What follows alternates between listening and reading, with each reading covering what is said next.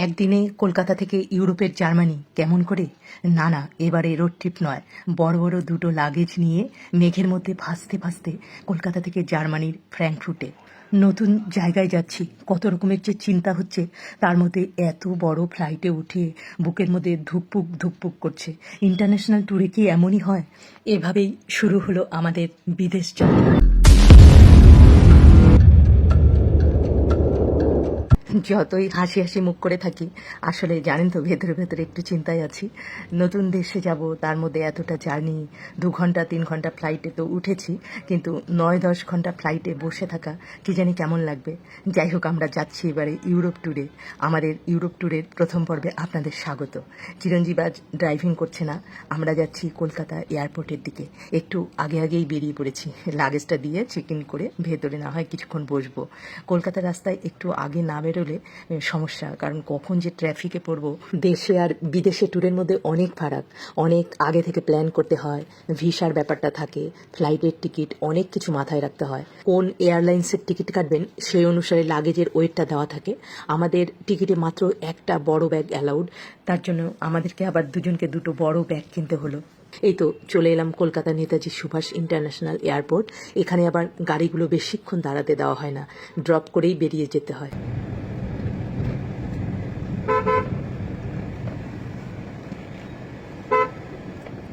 আমার সামনে নাকি ফাঁকা জায়গা, যেখানে ভালো জায়গা আছে। এটা কত? দুই এটা এই গেটটা দুই নাকি? হ্যাঁ, এটা দুই গেট। এয়ারপোর্টের সামনে নেমে পড়েছি। এইবার আর কি, এবার আস্তে আস্তে ভেতরে ঢুকতে হবে। তা লাগেজগুলোকে নিয়ে এখন ধীরে ধীরে এগিয়ে চলা, তাহাতে একটু সময় আছে, তাই অতটা তাড়াহুড়োর ব্যাপার নেই, একটু ধীরে ধীরে গেলেও হবে। এবার ধীরে ধীরে আমরা ভেতরে ঢুকছি। আমরা যখন রোড ট্রিপে যাই, লাগেজ গোছানো নিয়ে কোনো ঝামেলাই মনে হয় না, কিন্তু এই এয়ারে গেলেই মেপে মেপে লাগেজ গোছানো, এটা কেবিন ব্যাগে নিতে হবে, ওটা লাগেজে যাবে, এইসব ব্যাপারগুলো বারবার মাথায় রাখতে হয়। আমাদের লাগেজের ওয়েট দেওয়া হয়েছে আপ টু 23 কেজি, তার থেকে অনেকটা কমই ওয়েটটা আমরা রেখেছি। ওই দেখুন, একটা প্লেন উড়ে গেল, কোথায় যে যাচ্ছে। মানুষ মুহূর্তের মধ্যে আজকাল কত দূর চলে যায়। এখন আমরা একদম ফ্রি। এতক্ষণ ধরে ব্যাগেজ হ্যান্ডওভার করে, বোর্ডিং পাস নিয়ে, সিকিউরিটি চেক ইন করে এইবার আমরা ফ্রি। আমরা কলকাতা নেতাজি সুভাষচন্দ্র বোস ইন্টারন্যাশনাল এয়ারপোর্টে বসে রয়েছি। আজকে আমরা প্রথমে দিল্লি ইন্দিরা গান্ধী ইন্টারন্যাশনাল এয়ারপোর্টের দিকে যাব। আমাদের ফ্লাইটের ডিপার্চার টাইম 8:30, তার জন্য আমাদের হাতে অনেকক্ষণ টাইম রয়েছে। তা ভাবছি কি করব।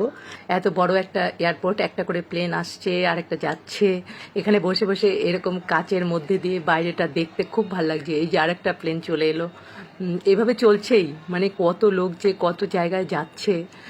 বিভিন্ন রকমের প্লেন এখান থেকে ছাড়ে, বিভিন্ন জায়গায় যায়, প্রচুর রুট রয়েছে এখান থেকে, কলকাতা থেকে। তা এই মুহূর্তে চিরঞ্জীব বলল চলো আমরা একটু লাউঞ্জে এগিয়ে বসি, তার জন্য আমরা এখন লাউঞ্জের দিকে এগোচ্ছি। এখানে বসে প্লেনগুলো দেখতেও খুব ভালো লাগছে, কিন্তু তবুও যাব, লাউঞ্জে যাব। লাউঞ্জে গেলে একটু বেশ খাওয়া দাওয়াও করা যাবে, একটু বসার জায়গাটাও একটু সুন্দর হবে, আর সবচেয়ে বড় কথা হচ্ছে অ্যাট্রাকটিভ কিছু খাবার দাবার ওখানে একটু টেস্ট করা যাবে। একটু দেখি কি পাওয়া যায় ওখানে।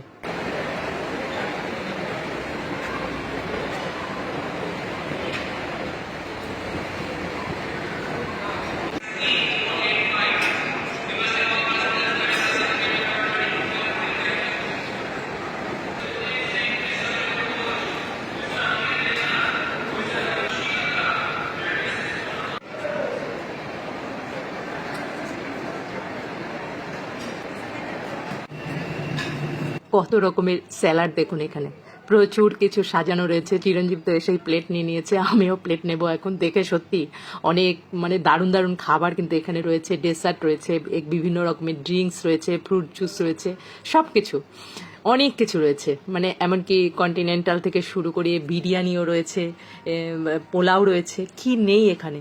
কলকাতার এই লাউঞ্জে সত্যি অনেক খাবার রয়েছে এবং খুব সুন্দর করে সাজানো গোছানো, চারদিকে বসার জায়গাও রয়েছে। তা আমি তো বিরিয়ানি আরও কি মানে নানা রকম সব আইটেম নিয়ে বসলাম, একটু খেয়ে আবার দেখি ডেসার্টটা খেতে হবে বিভিন্ন রকমের। তার আগে একটু জুসও খেয়েছি।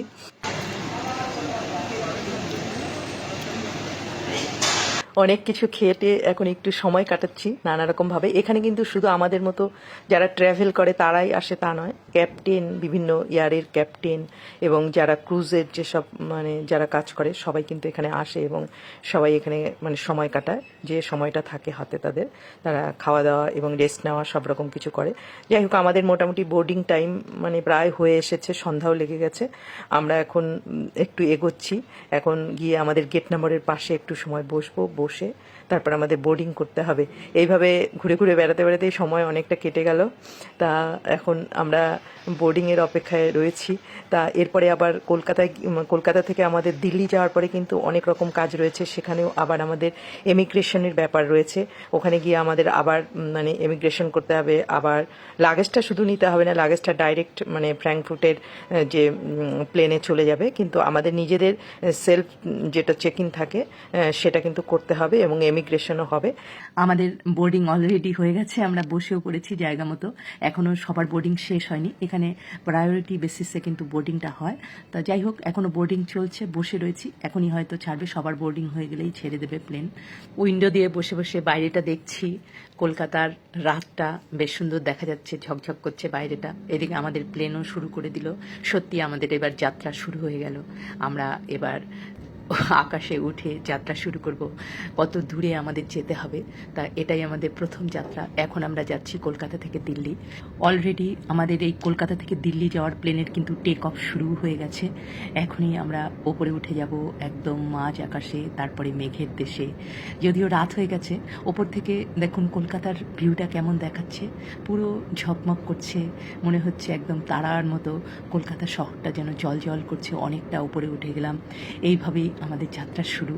মনের মধ্যে অনেক কিছু, অনেক প্রশ্ন, অনেক আবেগ নিয়ে আকাশে উঠে পড়লাম। যতক্ষণ এই কলকাতাকে দেখতে পাচ্ছি ততক্ষণ তাকিয়ে রয়েছি, সত্যি কি আবেগ। এরপর কিছুক্ষণ পরে রাতের অন্ধকার আর মেঘের লুকোচুরিতে আমরা যেন কোথায় হারিয়ে গেলাম। চলে এসেছে এয়ার ইন্ডিয়ার খাবার।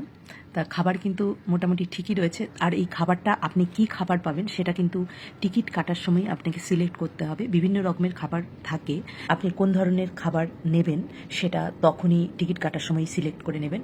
কথা বলতে বলতে চলেই এলাম দিল্লি। তা দিল্লিতে আমাদের কিন্তু এখন নামার পালা। এই তো দিল্লির ইন্দিরা গান্ধী ইন্টারন্যাশনাল এয়ারপোর্টে অলরেডি আমাদের ফ্লাইট ল্যান্ড করেও ফেলেছে। এবার আমাদের এগোতে হবে। সবার আগে আমাদের এমিগ্রেশন প্রসেসের মধ্যে দিয়ে যেতে হবে, তারপর আবার সিকিউরিটি চেক ইন। দিল্লির এই ইন্দিরা গান্ধী ইন্টারন্যাশনাল এয়ারপোর্টটা কিন্তু অনেক বড়। এই দেখুন, এটাতে কিন্তু মানে হেঁটে না গেলেও হবে, মানে চলমান, মানে আপনি দাঁড়িয়ে থাকলেই পৌঁছে যাবেন। আবার অনেকে যারা একটু মানে তাড়াতাড়ি যেতে চায় তারা কিন্তু আবার হাঁটছেও। এখন রাত্রি 11:30 বাজে, যদিও আমাদের হাতে অনেক সময় রয়েছে, কারণ আমাদের নেক্সট কানেক্টিং ফ্লাইট ভোর 4:55-তে, অর্থাৎ হাতে আমাদের অনেকটা সময়। উল্টো আমাদের আজকে ঘুম মনে হয় হবেই না হয়তো।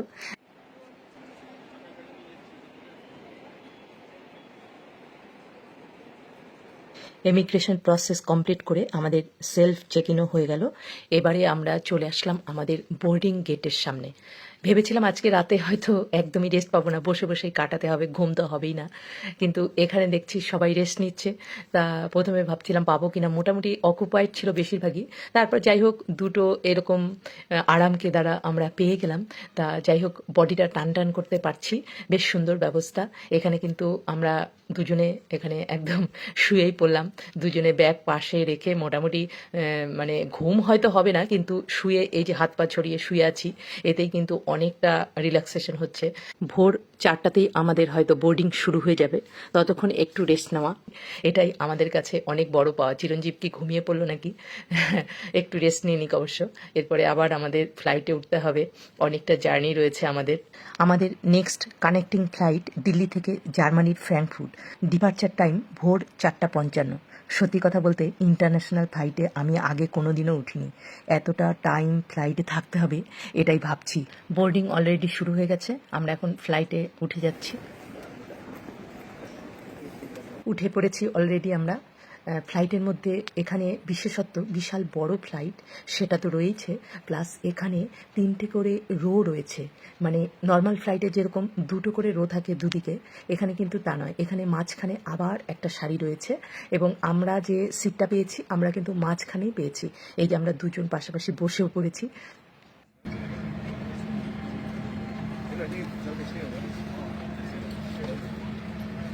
लाभों का अनुभव करें। हम आशा करते हैं कि आप हमारी सेवाओं का आनंद लें और आपकी उड़ान सुखद हो।